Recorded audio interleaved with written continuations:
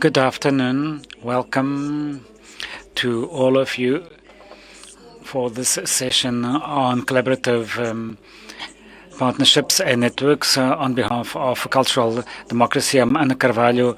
I have Paul Pires from the National Plan of Arts, and that is what we're going to talk a little bit about. Before that, let me just say that if you want to raise some questions, you can do so throughout this talk, and then at the end we will have a short space of time to answer some of these questions. Paulo, this... Uma feliz parceria entre o Ministério da Educação e o Ministério da Cultura, lançado em 2019, com um pensamento estratégico há 10 anos. Para quem ainda não conhece o plano, e também uma vez que vamos já a caminho do segundo ano de atividades, qual é que é a missão do Plano Nacional das Artes e que balanço podemos fazer nesta fase? Muito boa tarde, Ana. Boa tarde a todos os que nos estão a ouvir. Antes de mais agradecer à Ana, à Clara, a toda a equipa que organizou este encontro. Dizer que a missão corresponde em absoluto ao título e ao tema desta nossa conversa de hoje, deste nosso encontro. O plano tem, até por essa origem, ter os dois ministérios como tutela, esse desejo de criar redes, pontes, parcerias. Julgo que assim, um título possível para o plano seria ser pontífice, esse desejo de criar e de criação de pontes entre a área da cultura, as instituições culturais e as escolas, as instituições educativas, fazer este encontro também depois no território com as outras instituições com as quais estão relacionadas, ou seja, as câmaras municipais, as universidades, as empresas e o trabalho que podem fazer também no sentido de patrocinar, financiar outras atividades artísticas. Este plano nasce com o desejo de tornar mais acessível a cultura, as artes, o património aos cidadãos, em particular aos cidadãos em idade escolar. Diria que não o faz simplesmente porque fica bem sabermos mais sobre cultura, mas porque acredita no poder transformador das artes e do património na vida. Significa, as artes não servem para enfeitar, como diria a Sofia de Mello Breyner, e nós citamos, mas para transformar a realidade, para transformar a vida. Na verdade, acreditamos também nessa máxima que T.S. Eliot sublinha, que a cultura é o que torna a vida digna de ser vivida. E, nesse sentido, a construção de cada um, a compreensão de cada um, o conhecimento de cada um necessita desse depósito da humanidade que é o património, material ou imaterial, essa construção contínua da humanidade e da sua identidade, que são as artes, quer já do passado, quer as contemporâneas, mas também a cultura popular, a cultura de massas, e perceber e olhar para elas também com olhar crítico. E, nesse sentido, a missão do plano é poder, na verdade, cumprir a Constituição, que é dar e tornar encarnado, ou seja, tornar visível e experienciável o direito à cultura na fruição cultural, mas também na criação cultural, que é essa especificidade também da nossa Constituição que nós queremos muito sublinhar, ou seja, a cultura é um direito não apenas a sermos espectadores e fruirmos, portanto acedermos a ela, mas também no sentido de sermos produtores culturais.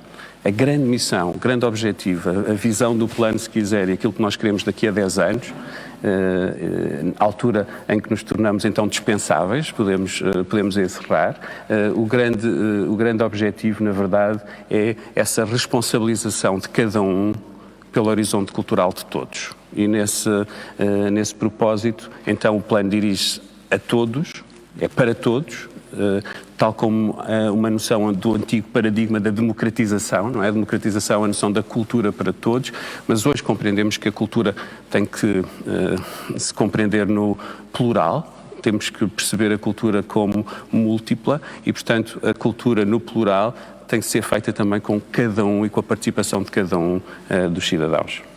Que balanço! O balanço destes 2 anos, em que um deles foi vivido já dentro da pandemia, inesperado, é positivo, ainda que o nosso desejo, obviamente, era que tivesse já tivéssemos também resultados ainda melhores. Mas como uma parte do trabalho importante que o plano tem de fazer é esse de criar estrutura, e, portanto, é de sombra, não de estar à luz, e esse trabalho, então, de bastidores, de criar rede, de apresentar o plano, de o dar a conhecer, de mostrar as suas medidas aos diferentes atores nesta perspectiva sistémica de que estávamos a falar, é trabalhar com as escolas, um trabalho que não é sempre visível, é formar também e preparar a formação e dar depois a formação aos professores, ou seja, o trabalho do plano foi possível realizar e avançar mesmo nestas condições difíceis. Adiantámos e tivemos que correr em relação a algumas medidas que tínhamos pensado só para mais tarde neste plano estratégico para os primeiros 5 anos e que tivemos que as apresentar de forma mais imediata, como por exemplo os recursos educativos digitais, uma página com recursos educativos disponibilizada para que os professores, os alunos, os pais pudessem servir-se dela durante o tempo da pandemia, principalmente quando as escolas fecharam, depois de março. Criámos esta página com já hoje 300 recursos, quando esperávamos podê-la fazer com muito mais tempo. E, portanto, tivemos em alguns casos que fazer sprints, noutros casos adiar. Percebemos que algumas das medidas que tínhamos pensado já para 21 ou 22 fariam sentido só mais tarde. Por exemplo, estamos a uma e que tem mais visibilidade e por isso por isso também precisa ser trabalhada com muito cuidado, com muitos parceiros, que é a criação de uma bienal para trabalhar as questões da arte, da infância e da juventude, e que estava no nosso plano estratégico para começar em 22, vamos passá-la para 23, ou seja, porque, por exemplo, os parceiros, os museus, os teatros, já tiveram que alterar a sua programação por causa dos adiamentos sucessivos e por isso tivemos também nós que adaptar. E, portanto, há medidas que avançaram, como, por exemplo, as ações de formação para professores online, aquilo que chamamos a Academia do Plano Nacional das Artes, com propostas de formação que cruzam as artes, o património, a cultura, com as diferentes disciplinas. E essa é outra das estratégias do plano, é entrar na escola não sob o ponto de vista disciplinar, como se a cultura fosse qualquer coisa de fora da vida ou à margem da existência, para mostrar que a cultura, as artes, o património fazem parte da vida, são parte integrante, e neste caso também, da vida da comunidade educativa, das diferentes disciplinas. E, portanto, um professor de filosofia ou de matemática é agente de cultura como o professor de artes plásticas, visuais ou de música. E, portanto, não quisemos, nesta proposta estratégica, criar uma disciplina à parte das outras. Queremos muito que todas sejam veículos de cultura. E, portanto, a formação, por exemplo, para professores, parte desse ponto de vista, cruzando disciplinas, para que já na própria formação os diferentes professores percebam como podem trabalhar também conteúdos que são culturais. Do mesmo modo, os recursos educativos de que falava há pouco, os recursos educativos também têm esse olhar, essa perspectiva transdisciplinar.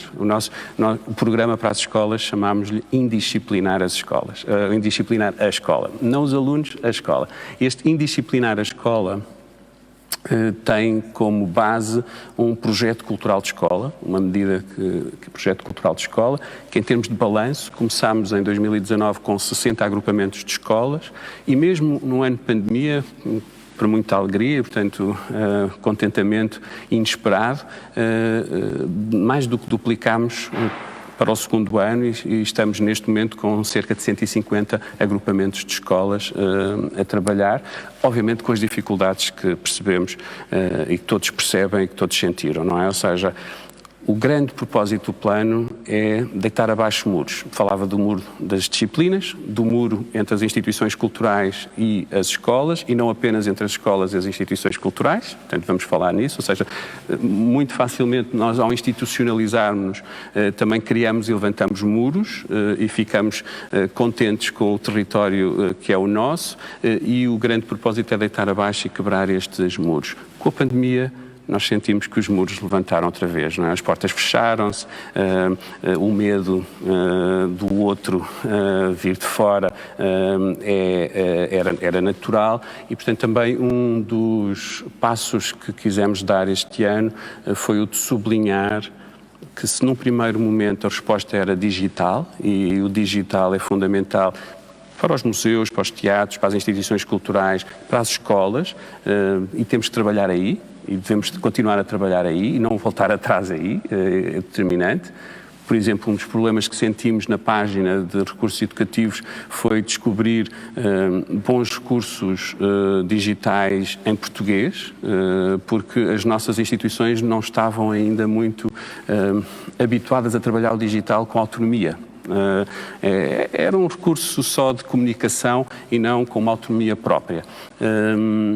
Enquanto que tivemos e disponibilizamos na página também com esse intuito de dar a conhecer práticas muito distintas sobre recursos digitais que outras instituições já trabalhavam há muitos anos e, portanto, já disponibilizavam também há muito tempo. Portanto, este quebrar, deitar abaixo os muros, foi uma das ações que nós sentimos que era necessária este ano também. Depois, então, de um passo para o digital, no início deste ano letivo sentimos com as instituições culturais, com a dificuldade dos museus e dos teatros chegarem às escolas ou das escolas chegarem aos teatros, que tínhamos que lançar um manifesto e construímos um manifesto com os nossos parceiros dos teatros, dos museus, da rede de bibliotecas, da rede portuguesa de museus, com o Plano Nacional de Leitura, de Cinema e do Programa de Educação Estética e Artística, ou seja, criámos com todos estes parceiros do Ministério da Educação e do Ministério da Cultura um manifesto que é precisamente, que demos um título roubado à pessoa, que este é o dia e esta é a hora. Ou seja, que mesmo em tempo de pandemia, e até se calhar por isso, temos que dar um sinal sobre a importância das artes e do património na vida da comunidade educativa. E que era seguro continuar a fazer este trabalho com as escolas, como desejamos que agora, com a abertura da escola, possa ser também, e dos teatros, dos museus, possa ser também continuado, de os artistas, os mediadores entrarem na escola e de as escolas se dirigirem precisamente aos espaços culturais. Que estes muros não se levantem e que não fiquem levantados. Percebemos que em tempo de pandemia as condições são outras, e que temos de trabalhar com elas, mas não podemos regredir sobre o papel das instituições culturais na vida da comunidade educativa e da comunidade educativa nas instituições culturais. Se quiser uma outra fórmula para perceber o que é o trabalho do plano e tem sido, e já tentei explicar que ele é feito em muitas frentes, não é? Em muitos pontos de vista diferentes para o mesmo, mas se há uma fórmula que gosto de usar para perceber, para dar a conhecer o trabalho do plano, o nosso grande desejo é transformar as instituições culturais em território educativo, mostrar que elas são território educativo, nem é preciso transformá-las, é mostrar que elas são território educativo. E para isso é também preciso que as instituições culturais tenham compreensão desse impacto educativo e social que podem ter. Por outro lado, mostrar que as escolas são um centro cultural. E há muitos lugares, e podem ser sempre, pelo que aí se pode apresentar, isso aí se pode fazer e produzir, não é? Ou seja, são produtores culturais. As escolas são produtoras de cultura. Os alunos, os professores, são produtores de cultura. E mesmo em alguns lugares do território, nós sentimos isso, é a produção cultural da escola que permite alimentar também aquele lugar. Permite tornar acessível o teatro, a música, mesmo as artes plásticas àqueles cidadãos. E por isso, esta compreensão, ou melhor, esta subversão, na verdade, do que é que tantas vezes temos dentro de gavetas, não é? Ou seja, por um lado as instituições culturais, por outro lado as educativas, subverter estes espaços e perceber esta consciência de uma educação expandida, no caso dos museus, ou transformar a escola em território cultural assumido, é um dos grandes objetivos do plano. Muito bem. Quando falamos em políticas culturais, falamos muito da democratização da cultura e, portanto, o Paulo já falou que isso está também de alguma maneira implícito no plano e está consignado na nossa Constituição Portuguesa, mas hoje falamos também de democracia cultural, que são abordagens que podem ser complementares, portanto, são coexistentes. De que maneira que o Plano Nacional das Artes olha para as questões da democracia cultural, como é que as tenta incorporar para além da democratização, não é? Na lógica da promoção do acesso? Como a Ana agora indicava, durante muitos anos, e aliás foi assim que começou, o objetivo e a palavra usada, o paradigma usado foi o da democratização, que havia um conjunto de escolhidos, de conhecedores que definiam o que outros deviam ter acesso, não é? Esta ideia de democratizar a cultura.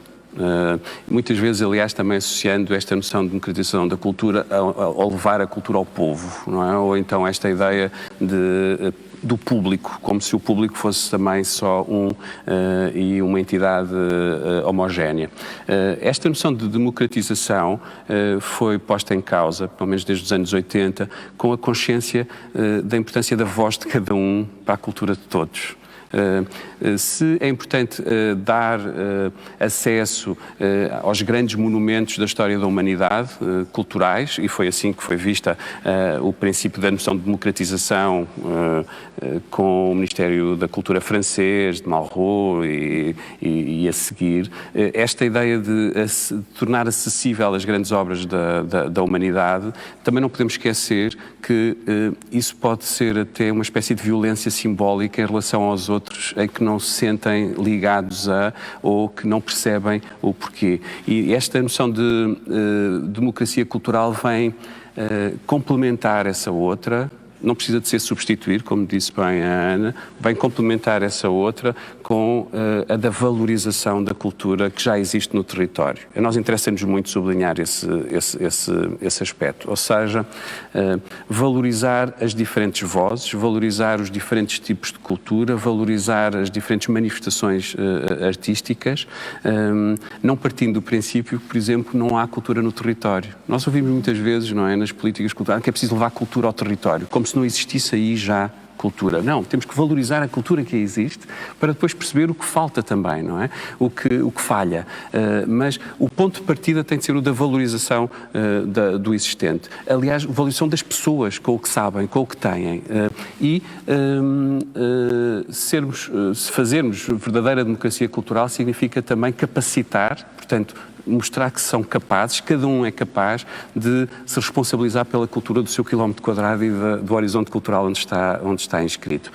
Por exemplo, uma forma muito prática, os projetos culturais de escola que há pouco referia, que estamos a desenvolver neste momento em cerca de 150 agrupamentos de escolas, de norte a sul do país, nas ilhas e até já em Moçambique e em Timor, estes projetos culturais de escola não são dados pelo Plano Nacional das Artes. Ou seja, o projeto cultural de escola não é qualquer coisa de pré-fabricado fora do território. Não, tem de partir de um desejo, um problema, uma questão, um tema que naquele território, naquela escola, seja escolhido como essencial, prioritário. Portanto, é a escolha, o primeiro, como qualquer projeto, não é? Ou seja, a identificação do desejo, do tema, do problema é ali feita. Para depois o segundo passo ser perguntar como é que a cultura, como é que as artes, como é que o património nos pode ajudar a compreender esta questão, este problema, este tema. Portanto, logo aí temos esta noção de democracia cultural em ação. Significa não estamos a espalhar pelo território um conjunto de obras que nos parecem necessárias ser conhecidas. Há trabalho em que podemos fazer isso, ou seja, esse paradigma da democratização não precisa de ser ultrapassado em absoluto. Nós sabemos que, por exemplo, há um conjunto de obras que são absolutamente fundamentais conhecer, relacionadas com a história da arte portuguesa ou do património português ou da história de Portugal e, portanto, há esta ligação que nós queremos e desejamos manter, mas depois há também essa consciencialização do património de proximidade, da valorização desse património que às vezes pode ser industrial, outras vezes pode ser urbano, noutros casos rural, e não diminuir o valor desse património que aí existe, ou do património não edificado, mas imaterial, das tradições locais, das festas, do saber fazer. Isso ser o ponto de partida para depois também abrir uma cultura universal, cosmopolita, que não é apenas aquela que já ali existe. E, portanto, julgo que há um jogo de equilíbrio necessário entre essa noção de democratização e paradigma da democratização em que uns escolhem o que os outros devem fruir, para este outro em que temos a consciência que somos todos produtores culturais e devemos ser todos produtores culturais, e para isso é preciso capacitar para que cada um seja capaz de tomar a palavra, não é? Ou seja capaz de se responsabilizar e chegar à frente nesse sentido para a cultura de todos. Muito bem. Territorializar, colaborar, interdisciplinar são de facto palavras que o Paulo usa muito e vemos isso no plano. São, na sua opinião, palavras que também podemos trazer para os museus? Considera serem atributos que os museus também podem ter? E depois levava-me a outra questão, e já estamos quase a terminar, o tempo voou. Qual é que é o lugar dos museus no Plano Nacional das Artes? Estou a pensar no contrato de impacto social, que é uma das medidas previstas no plano. Quer-nos falar um bocadinho daqui do lugar dos museus para irmos terminando? Tem um lugar fundamental nesta estratégia, não só por aquilo que têm em sua posse, ou seja, as obras e o património que aí está, mas pela possibilidade de o tornar acessível, e aí começava pelo fim, pela proposta de um compromisso, um contrato de impacto educativo, social das instituições culturais. Uma das medidas que propomos, naquela consciência de que não valia a pena fazer um projeto destes e um plano destes só a pensar na escola como se a escola fosse um lugar fechado. Portanto, compreendendo que precisamos de toda a aldeia para educar uma criança, percebemos a importância que têm as instituições culturais, e agora falando em especial nos museus. Aí percebemos que a missão do museu, que já está ao nível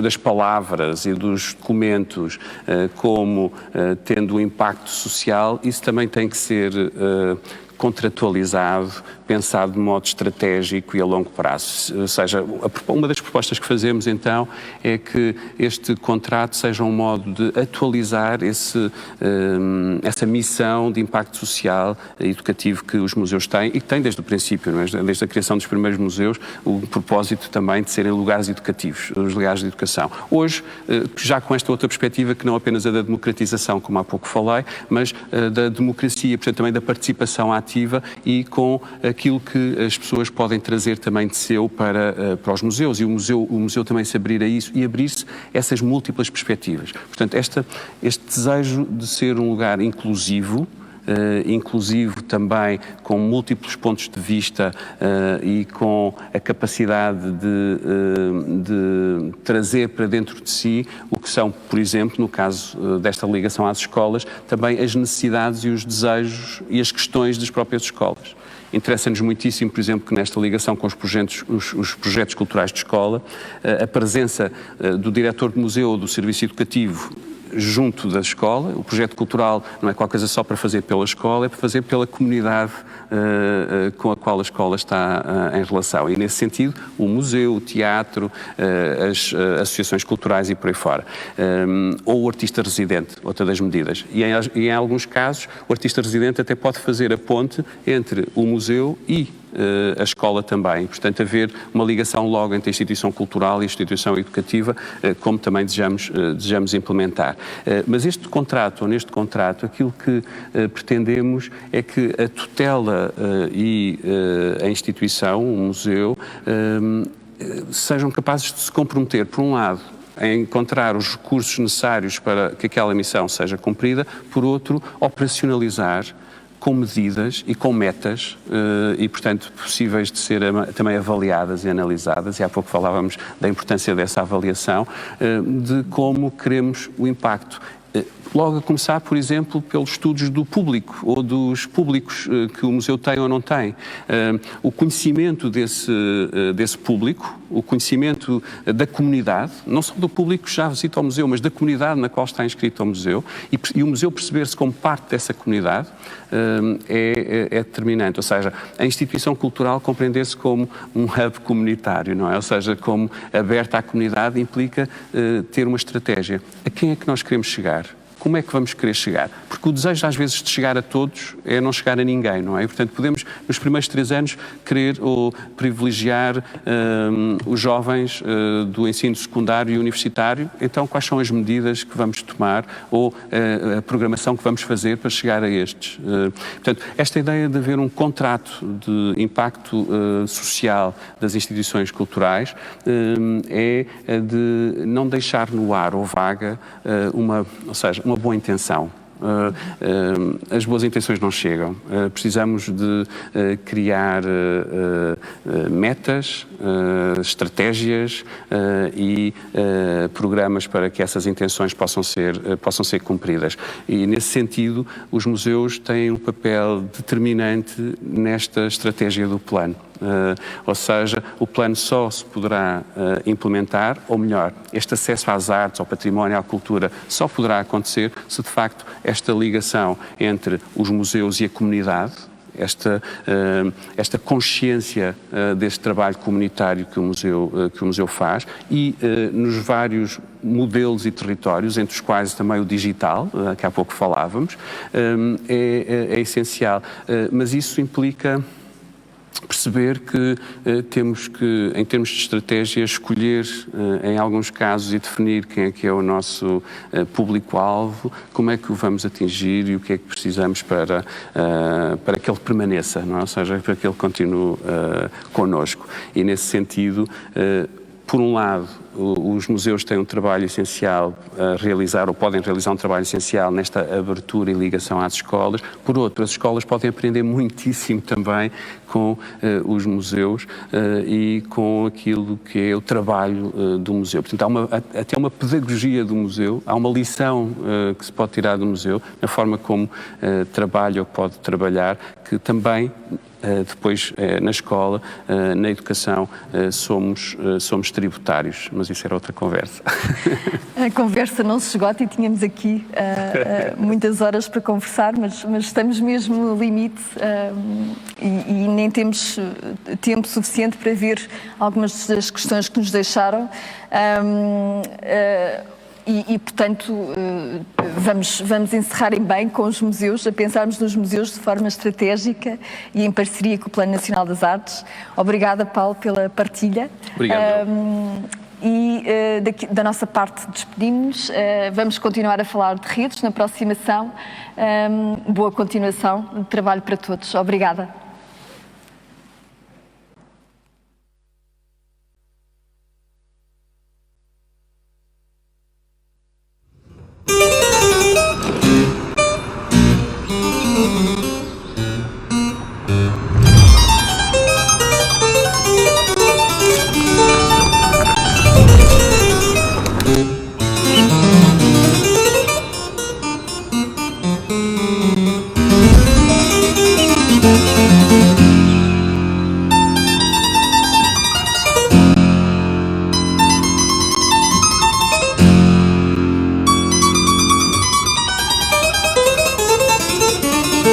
Música